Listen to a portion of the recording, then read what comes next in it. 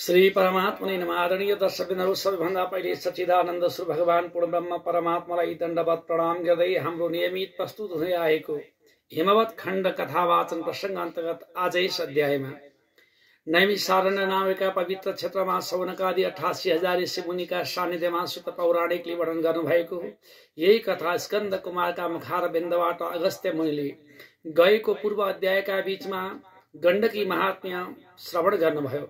तत्पश्चात अगस्त्य मुनिले प्रश्न गर्नुभयो कुमारजीलाई, हे गुरुदेव, हजुरका मुखार बिन्दबाट प्रभाव भएका ज्ञान रूपी अमृतका धारा पान गर्न पाउँदा मेरा कान रूपी जिब्रा आनन्दले मग्न भएका छन्। हजुरका मुखार बिन्दबाट गण्डकी उत्पत्तिको महिमा, देवघाट धामको महात्म्य श्रवण गर्न पाउँदा जीवन धन्य धन्य अनुभूति भएको छ। यदि कृपा हुन्छ भने मलाई नीलकण्ठ पर्वतको विषयमा पनि श्रवण गर्ने मन लागेको छ। प्रभु, नीलकण्ठ पर्वत के कारणले भयो र नीलकण्ठ भनेर जुन पर्वतलाई सम्बोधन गरिन्छ त्यो बनेको कारण र धर्मधारा गंगा भनेर किन वर्णन गरिएको छ भनेर यस्ता प्रकारले प्रश्न गर्नुभयो। तब स्कन्द कुमारले भन्नुहुन्छ, हे ऋषिदेव, प्राचीन कालका बीचमा अर्थात् कल्पको अन्त्यमा देवता र दानवहरूका बीचमा ठूलो द्वन्द्व भयो। दानवहरूबाट पीडित भएका देवता मानव सरोवरमा गएर रोएर बसे। भगवान पूर्ण ब्रह्म परमात्माको वन्दना गरे। देवताहरूको स्तुति देखेर भगवान पूर्ण ब्रह्म परमात्मा दर्शन दिन पाल्नुभयो। महाराज इन्द्रले भगवान पूर्ण ब्रह्म परमात्मालाई बिन्ती गर्नुभयो, हे भगवान, हजुरको कृपा आशीर्वाद पाएका ती प्रहलादका नाति भएका बलि राजाले हामीलाई स्वर्गबाट निकाले। प्रभु, जसरी भए पनि स्वर्गको राज्य हाम्रो हुनै पर्दछ। राजा बलिलाई जसरी हुन्छ हजुरले जितेर अथवा परास्त गरेर स्वर्गको राज्य हामीलाई दिलाई बक्सियोस् भनेर देवताले बिन्ती गरेपछि भगवान पूर्ण ब्रह्म परमात्मा भन्नुहुन्छ, हे देवता, हे राजा महाराज इन्द्र, मैले प्रहलादका 21 पृष्ठसम्म कसैलाई पनि दण्ड नदिने प्रतिज्ञा अर्थात् वरदान दिएछु। यसकारण प्रहलादका नातिलाई मैले दण्ड दिन मिल्दैन। राजा महाराज बलि निष्ठावान छन्, मर्यादित छन्, भगवत भक्त छन्। यसकारण राजा बलिलाई कुनै प्रकारको दण्ड होइन। महाराज, यदि तपाईँ सक्नुहुन्छ भने राजा बलिसँग मिल्नुपर्छ। राजा बलिलाई साथ मिलेर तब देवता र दानव मिलेर समुद्र मथन गर्नुहोस्। समुद्र मथनबाट अमृत उत्पत्ति हुन्छ। त्यो अमृत तपाईहरूलाई दिलाएर तब शक्तिशाली बनाउला भनेर परमात्माले राजा इन्द्रादि देवतालाई वरदान दिनुभयो। तहाँबाट भगवान अन्तर ध्यान भएर वैकुण्ठमा सवारी हुनुभयो भने यतापट्टि इन्द्रादि देवता पनि राजा बलिको जय जय भन्दै स्वर्गमा गए। देवताका मुखार बिन्दबाट जयकार सुनेर राजा महाराज बलि पनि आश्चर्यचकित बन्नुभयो। सारा दैत्यहरूले गएर भन्नलाई, हे देवता हो, के कारणले राजा बलिको जय मनायो? तब महाराज इन्द्रले भन्नुहुन्छ, महाराज बलि, तपाईँ कश्यपका पनाति, म कश्यपका पुत्र अर्थात् छोरा, एउटै बाबुका छोरा, नाति पनाति द्वन्द्व गरेर केही पनि पुरुषार्थ हुँदैन। महाराज, तपाईँ स्वर्गका राजा, म देवताको राजा, दुवै मिलेर बसौं भनेर राजा इन्द्रले प्रस्ताव राख्नुभयो। इन्द्र राजाको प्रस्ताव सुनेर महाराज बलि पनि सन्तुष्ट हुनुभयो। देवता र दानव मिलेका समयमा एक दिन राजा महाराज इन्द्रले बलि राजालाई प्रस्ताव गर्नु, महाराज, हामी दुई पक्ष मिलेको मौकामा समुद्र मथन गर्यौं भने समुद्रबाट अमृत प्राप्ति हुन्छ। त अमृत खान पाइयो भने अमरत्व प्राप्ति गरिन्छ। बिचरा दानवहरू कहिल्यै पनि अमृत खान नपाएका दैत्यहरूले अमृतको लोभ प्रलोभनमा परेर देवताहरूको प्रस्तावलाई स्वीकार गर्दै देवता र दानव दुवै पक्ष अहिले समुद्र मथनका लागि क्षीर सागरमा प्रस्थान गर्नुभयो। सारा देवता र दानवहरू मिलेर क्षीर सागरका मथनका लागि सुकिनाको नेति र मन्द्राचल पर्वतको मदानी बनाएर देवता र दानवका बीचमा क्षीर सागरको मथन शुभारम्भ गर्नुभयो। मथन चल्दै चल्दै गयो। जुन मथनका समयमा केही वर्ष बितेपछि जहाँबाट समुद्रमा अलि फिँज उत्पत्ति हुन लाग्यो। अब त अमृत आउँछ भनेर देवता दानवहरू आशामा समर्पित भएर आशातीत रहेर समुद्र मथन गर्दै गए। संयोगवश एउटा भाँडो प्राप्ति भयो। दैत्यहरूले अमृत आयो भने हत्तपत्त गएर भाँडो समाइहाले। बिचरा देवताहरू चिन्तित भए, हे भगवान, बल्ल बल्ल अमृत प्राप्ति भएको त्यो पनि दैत्यको हातमै पर्यो भनेर देवता चिन्ताग्रस्त थिए। तर अमृत नभएर त्यो कालाकुट विष रहेछ। दैत्यको हातमा राख्न सकेनन्, हत्तपत्त भएमा राखे, जसको प्रभावले पृथ्वी दन दन बन्न लाग्यो। पीडित भएकी पृथ्वी माता थर्र काम्नु भयो। यता प्रजापति चिन्तित भए, सारा प्रजाहरू अब नष्ट हुन आँटे। त्यो चिन्ताले छटपटेका स्वयं प्रजापति गएर भगवान पूर्ण ब्रह्म परमात्मालाई स्तुति वन्दना गर्नुभयो। हे भगवान, हे भक्त वत्सल, हे दयाको सागर ब्रह्माण्डको मालिक, हे श्री हरि भगवान, देवता र दानव दुई पक्षले समुद्र मथन गर्दा जहाँबाट विष उत्पत्ति भयो त्यो कालाकुट विषले सारा पृथ्वी दग्ध हुन हट्यो। लौ न हरि दया गरी त्यो देवताको दानवहरूका बीचमा भएको कालाकुट विषलाई शान्ति गराई बक्सियोस् भनेर देवता र दैत्यले स्तुति गरेपछि भगवान पूर्ण ब्रह्म परमात्मा भन्नुहुन्छ, हे देवता हो, कालाकुट विषलाई शान्ति गराउन मेरो पनि केही लाग्दैन। बरु भगवान भोले बाबाले एकपल्ट मलाई आज्ञा गरी बक्सिया छ। कुनै समयमा सृष्टिमा अवरोध भयो, व्यवस्थापनमा कठिनाई भयो भने मैले पनि केही सहयोग गरौँला भनेर वचन दिई बक्सिया छ। त्यसकारण सबै देवताका पनि देवता भएका महादेवको शरणमा जाउँ भनेर सारा देवी देवताहरू भगवान भोले बाबाको शरणागति भए। लोक कल्याणका लागि आफ्ना दुःख कष्टको अनुभूति नगर्ने भगवान पूर्ण ब्रह्म परमात्मा भोले बाबाले कालाकुट विषबाट लोक कल्याण अर्थात् शान्ति गराउनका हेतु परमात्माले गएर क्षीर सागरमा दन बलिरहेको कालाकुट विषलाई चट्ट हातले सोध्नुभयो। त आदरणीय दर्शकबिनहरू, जुन कालाकुट विष भैमा दलिया थियो त्यो दलिएको विषबाट नै तब बिच्छी नामेको किरो उत्पत्ति भयो भने त्यो स्वयं विषको भाँडामा दन्दन बलेको विष कति कडा थियो होला। त्यो अति शक्तिशाली विषलाई भगवानले हातमा लिनुभयो। हात भती पोल्न लायो। यदि केही गरी हातमा भन्दा बढी मुखा पोल्यो भने के गति होला। जे भए पनि लोक कल्याणका लागि कठिनाई दुःख पाएका देवतालाई शान्ति दिनका लागि मैले पिउनै पर्यो भनेर परमात्माले विषलाई पान गर्नुभयो। आखिरी भगवानका मुखमा झन पीडा भयो। भगवानले विचार गर्नुभयो, अब पेटमा लान सह्य हुँदैन, बरु यहीँ राख्नु पर्यो भनेर परमात्मा भोले बाबाले कालाकुट विषलाई आफ्नो घाँटीमा टक्क रोक्नुभयो, जसको प्रभावबाट भगवानको घाँटी डढेर निलो भयो। भगवानको घाँटी डढेर निलो भएपछि परमात्मा भगवान भोले बाबाको नाम नीलकण्ठ रह्यो। आदरणीय दर्शकबिनहरू, नीलकण्ठ भगवानलाई कालाकुट विषले धेरै पीडा दियो। शान्ति नभएपछि भगवानले विचार गर्नुभयो, मेरी प्राण प्यारी पार्वतीका चरणबाट अथवा पाउबाट उत्पत्ति भएको धर्मधारा रामेको अति पवित्रमा पनि पवित्र निश्चल पवित्र गंगा स्नान गरेपछि कतै शान्ति होला कि भनेर परमात्मा भगवान भोले बाबा क्षीर सागरबाट उत्तराखण्डको बाटो हुँदै नेपालको पवित्र भूमि पार गर्दै गर्दै त भगवान भोले बाबा अहिले भएको नेपालको पवित्र धाम रसुवा र नुवाकोटको सन्धिमा रहेको गंगाको तटमा पुग्नुभयो। त्यतिखेर त्यहाँ गंगा प्रकट भएकी थिइनन्। जुन गंगाका अर्थात् जुन दुई पहाड़का फेदीमा खोचमा भगवान भोले बाबा साह्रै गाह्रो भएर छटपटी र वेदना सहन नसकेर भगवान भट्लक भुइँमा ढल्नुभयो। भगवानले लौरोलाई त्यही छोडिदिनु भयो। भगवानले जहाँ लौरो गाड्नु भएको थियो त्यो वेदको लौरो गाडेको क्षेत्रलाई पहाड़लाई तब वेदकूट नामेको पर्वत भनिन्छ। त आदरणीय भक्तजनहरू, त्यो वेदकूट नामेका पर्वतमा भगवान भोले बाबाले जब वेदको लौरो त्यही छोडेर परमात्मा फेरि उत्तराखण्डको बाटो लाग्नुभयो, यसै वेदका वृक्षका फेदबाट अति निश्चल पवित्र गंगाजल प्रवाहित भयो। जुन जल गएर पछि बेत्रावती गंगाका रूपमा प्रसिद्ध बन्यो।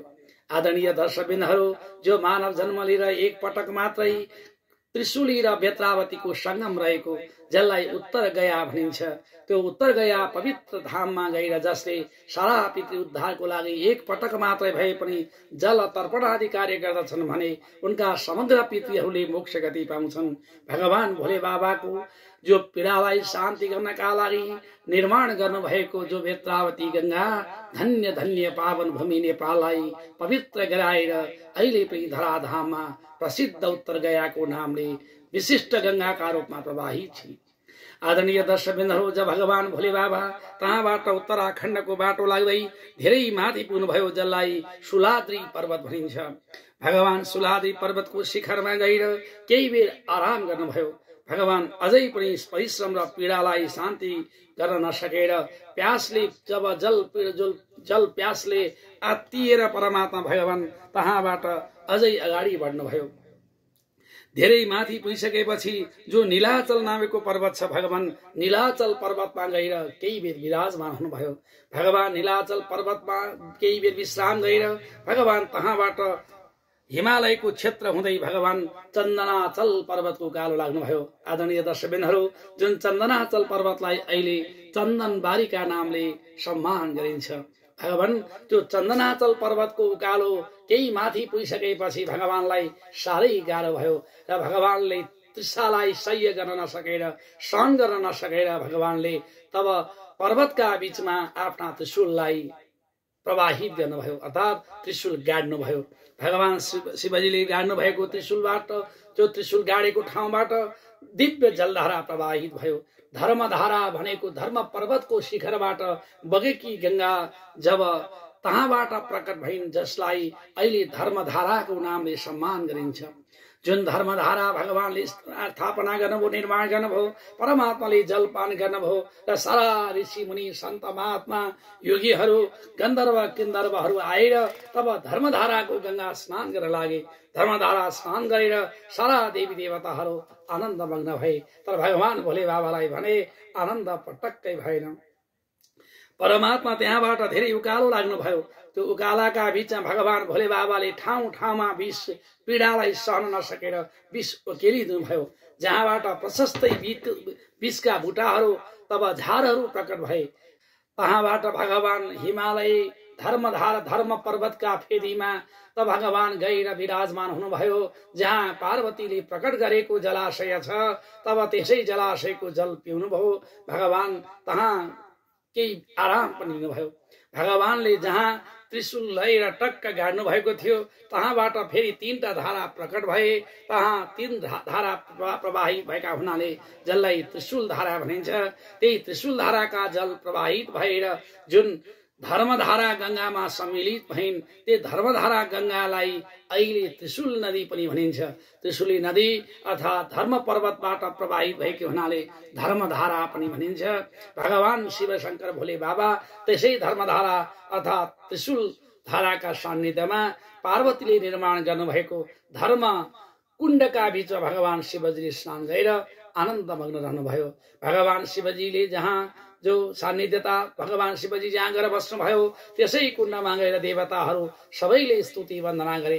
भगवान भोले बाबा तहाँबाट प्रकट भएर हुनुहुन्छ, हे देवता हो, जो कलियुग व्याप्त हुँदा पनि जो मानव आएर एक पटक मात्रै यो धर्मधाराको शिखर त्रिशूली गंगाको शिर अर्थात् नीलकण्ठ पर्वतबाट प्रवाहित भएको जसले पवित्र पर्वका दिनमा स्नानादि कर्म गरेर जसले स्नानादि कर्म गर्छ भने तिनको जीवन धन्य हुन्छ। भगवान परमात्माले आज्ञा भएको छ, जुन पर्वतमा गएर म बसे यो पर्वतको नाम सदा सर्वदा नीलकण्ठ नामले विख्यात हुनेछ भनेर भगवान शिवजीले आज्ञा गरेका हुनाले आदरणीय दर्शकबिन्दुहरू, नीलकण्ठ पर्वतमा गएर भगवान शिवजी विराजमान भएको कारणले अर्थात् नीलकण्ठ भगवान बसेको कारणले तब जुन पहाड जुन पर्वतको नाम नीलकण्ठ पर्वत रह्यो। त्यो पर्वत नीलकण्ठ पर्वत भन्दा अगाडि जसको नाम धर्मधारा अर्थात् धर्म पर्वत थियो, जहाँ भैरव कुण्ड छन्, जहाँ गणेश कुण्ड छन्, जहाँ सरस्वती कुण्ड, विष्णु कुण्ड, ब्रह्मा कुण्ड आदिका अनन्त कुण्डहरू छन्, जसले मानव जीवन लिएर एक पटक मात्रै त्यो पवित्र गंगा स्नान अर्थात् पवित्र कुण्डहरूको स्नान गर्लान्, उनको मनोकामना सिद्धि हुन्छ। स्कंद कुमार भन्नुहुन्छ, सुरश्रेष्ठ गणेश क्षेत्रपाल भगवान शंकरबाट उत्तम वर प्राप्त गरेर उहाँकै सान्निध्यमा लोकपालका रूपले अर्थात् रक्षाद्वार रक्षाका रूपमा विराजमान हुनुभएको त्रिशूल पर्वतको दक्षिण पाखाका थुम्का सुन्दर उत्तम द्वारहरू छन्, जहाँ गणहरूका साथ गणेश भगवान क्षेत्रपालहरू विराजमान हुनुभएको छ। आदरणीय दर्शकबिन्दुहरू, भारी धेरै पर्वतहरू शोभायमान भएको दिव्य गोसाई कुण्डका विषयमा मैले तपाईहरुलाई संक्षिप्त रूपमा वर्णन गरे। जो मानव जीवन लिएर एक पटक मात्रै गोसाई कुण्डमा गएर नीलकण्ठ पर्वतको स्पर्श गर्दछ, नीलकण्ठ पर्वतका चरणमा जब सान्निध्यमा पुग्दछ भने उनले साक्षात भगवान शिवजीको कैलाश पर्वतमा दर्शन गरेको पुण्य पाउँछ भनेर स्कंद कुमारले वर्णन गर्नुभएको यो पवित्र नीलकण्ठ पर्वतको विषयमा मैले संक्षिप्त रूपमा वर्णन गरे। ओम नमो भगवते वासुदेवाय। अर्थात् जसले गएर नीलकण्ठ पर्वतको फेदीमा रहेको दिव्य मनोहर आनन्दमय कुण्डमा स्नान गर्दछ भने जुन कुण्डमा साक्षात शिव र पार्वती विराजमान हुनुहुन्छ त्यो कुण्डमा स्नान गर्नाले तिनको जीवन धन्य बन्दछ। तो मानव जन्म लिइकन जसै एक पटक मात्रै भए पनि गोसाई कुण्ड अर्थात् पवित्र नीलकण्ठ कुण्डको जल स्नान गर्दछ। उनले 5 वटा अश्वमेध गएको राजस्व यज्ञको पुण्य एक पटक स्नान गर्दै पाउँदछ भने उनले करोडौं कल्पभन्दा बढी त्यसले शिवलोकको आनन्द प्राप्ति गर्दछ। जति पनि किरा फटाङ्ग्रा रुख पोथ्रा लहरा पशु पंक्षी शिलाहरू छन् ती सबै त्यस कुण्डको जलको स्पर्शबाट मुक्त हुन्छन् भने ज्ञान भएका नभएका जीव जन्तु सबै मुक्ति पाउँछन् भने मानव जन्म लिइकन जसले एकपटक मात्र नीलकण्ठ पर्वतको फेदीमा रहेको नीलकण्ठ कुण्डको जल स्नान गर्यो भने त्यसले शिवलोक अवश्य प्राप्ति गर्दछ। त्यसो यो जन्ममा भएका सारा सम्पूर्ण रोग व्याधिबाट मुक्ति पाउँछ। जसले त्यहाँ गएर अर्थात् तिनै गोसाई कुण्डमा गएर स्नान दान जप तप पूजा पाठ गर्दछ सारा पितृहरू उद्धारको लागि भनेर तब उनले तीर्थादि तर्पण आदि कर्महरू गर्दछन् तीर्थ श्राद्ध आदि कर्म गर्छन् भने तिनका सारा पितृदेवताहरूले शिवलोक प्राप्ति गर्दछन्।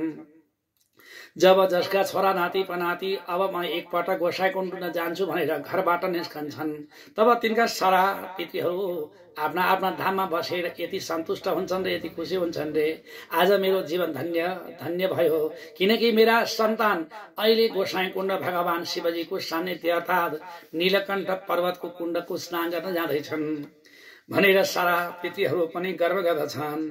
हे ऋषि मुनि हे ऋषिदेव जसले दिव्य 1000 वर्षसम्म तपस्या गर्दा जो पुण्य मिल्दछ त्यो पुण्य गोसाई कुण्ड गएर स्नान गर्दा मिल्दछ। जसले गोसाई कुण्डमा गएर दीपम ददातीय पुण्य यानेन सूर्यवर्त सारे जसले सूर्य कुण्ड तब गोसाई कुण्डमा गएर दीपदान गर्दछ भने उसले सूर्यलोकमा वास गर्न पाउँछ।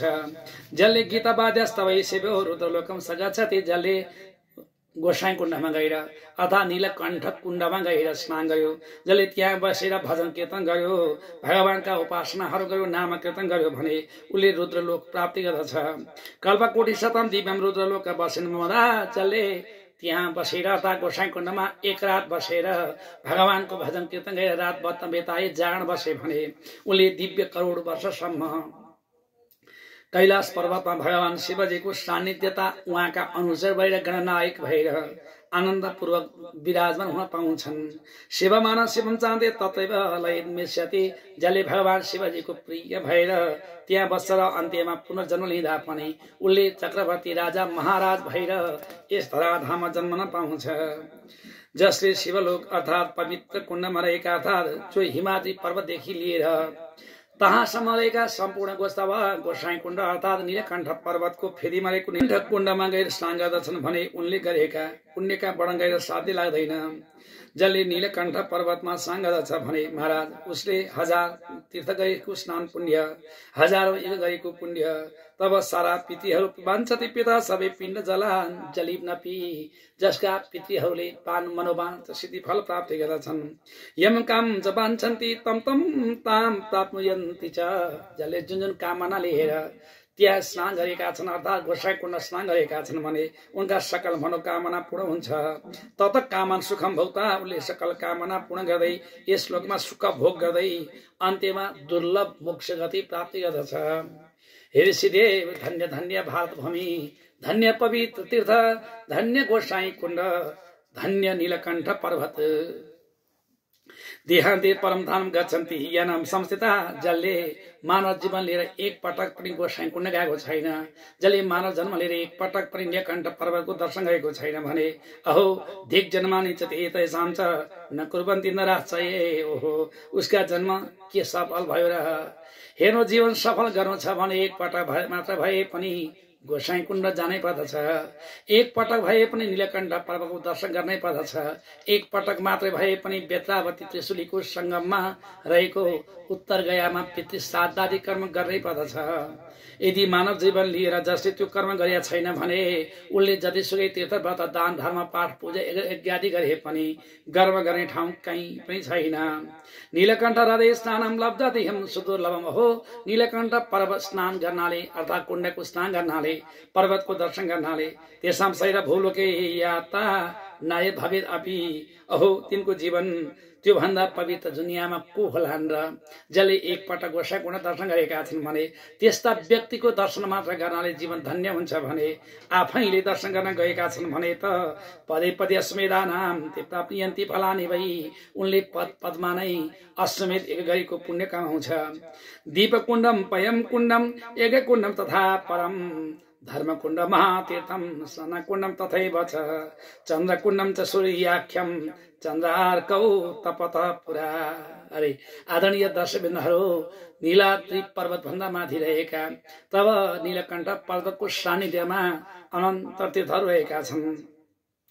जुन क्षेत्रमा पय कुण्ड दुध कुण्ड छ, जुन क्षेत्रमा एक एक कुण्ड छन्, जुन क्षेत्रमा धर्म कुण्ड छन्, जहाँ अनेकौं प्रकारका तीर्थहरू रहेका छन्। चन्द्रकुण्ड सूर्य कुण्ड आदिका तीर्थहरूमा जहाँ देवता सूर्य चन्द्रमा आदिका देवताले तपस्या गरे एक कुर्वन्ति नरासानाम तेषां पुण्य फलम शृणु। ओहो, जसले गोसाईकुण्ड दर्शन गरेर यी अन्य कुण्डको पनि दर्शन गर्छन् भने त्यसका फल पुण्यका कथा म के बताऊँ। हे ऋषिदेव सुन्नुहुन्छ भने सुन्नुहोस्, जसले सारा तीर्थको स्नान गर्दा जो पुण्य पाउँछ त्यो सर्वदानाम खानाम तीर्थानाम चैव यत फलम। अरे सारा तीर्थमा गएर ठुला ठुला गर्दा जो जति पुण्य मिल्दछ त्यो पुण्य पनि गोसाई कुण्डमा गएर नजिक रहेका सारा तीर्थ कुण्डहरूको दर्शन गर्नाले मिल्दछ। तिलब्दाल तत्फलम लोकाम गौर्य गच्छन्ति या नगा धर्मतीर्थे तमाराध्यम लक्षयन् मनो जपेत सदेहो सौहिया नस्तो गौरी लोकम सुप्यछति उपवासं च दानं च पूजनम तत् यत् कृतम्। अरे जसले तीर्थहरूमा गएर उपवास बसे, दान गरे, पूजा गरे, हव्य गरे, कव्य गरे, अर्थात् हवन गरे, जप गरे, तप गरे, तर्पण गरे, ती जसले स्तोत्रादि पाठहरू पनि गरेका छन् तिनका सकल मनोवाञ्छा सिद्धि मिल्दछ। ततो भैरव कुण्डस्य महात्म्य वचमिते धुना। जसले भैरव कुण्डको दर्शन गरेको छ भने त्यसको महात्म्य पनि सुन्नुहोस्। करोति तत स्नानम रुद्रलोकम स गच्छति। जसले रुद्रकुण्ड भैरव कुण्डको दर्शन गरेका छन् भने त्यहाँ गएर स्नान गर्दछन् भने रुद्रलोकम स गच्छति, उसले रुद्रलोक जान पाउँदछ। न चापि भूयते पापै स्नानकत पातकै, उसले गरेका जीवन भरिका पापहरू जति छन् सकल पापबाट मुक्ति पाउँछ। स्नान लभ्यते दिव्याभम दिहम पापयुतोपिना। अन्ले उसका जीवनमा जति पाप गरेको भए पनि एक पटक मात्रै भैरव कुण्डको स्नान गर्नाले सकल पापबाट मुक्ति पाउँछ। त्यसै गरी अर्को कुण्ड छ विष्णु कुण्ड। विष्णु कुण्डे नर स्नात्वा विष्णुलोकम स गच्छति। जसले विष्णु कुण्डको स्नान गरेका छन् भने विष्णुलोक प्राप्ति गर्दछन्। जसले सूर्यलोक र सूर्य कुण्डको दर्शन गरेका छन् भने सूर्य भगवानका लोक प्राप्ति हुन्छ। ऊ सदा तेजस्वी तेज सम्पन्न बन्न पाउँछ। यता सब नर तत्वा कृत्वा च फलवान भवेत्।